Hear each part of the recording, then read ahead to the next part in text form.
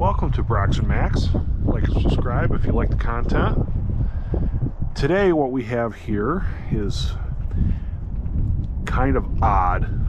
It doesn't belong in a truck. Obviously it's a generator. They did put them in haul trucks.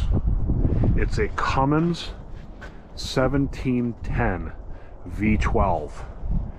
So basically it's two 855s that are mated together in a way.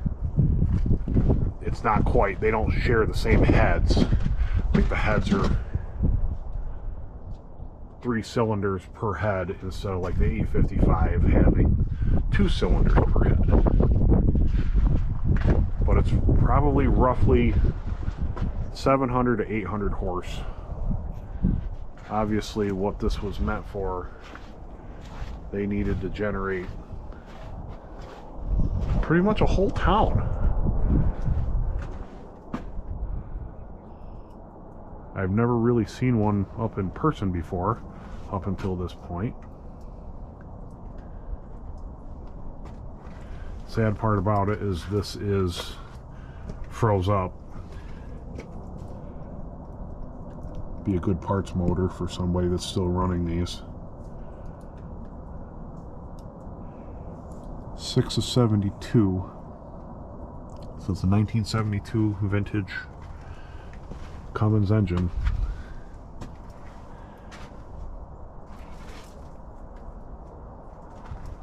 It's got twin turbos up top.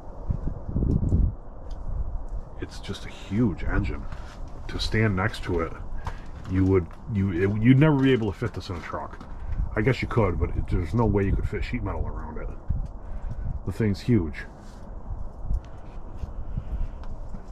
It's got two 5-inch exhausts for both sides, and then the generator itself is humongous.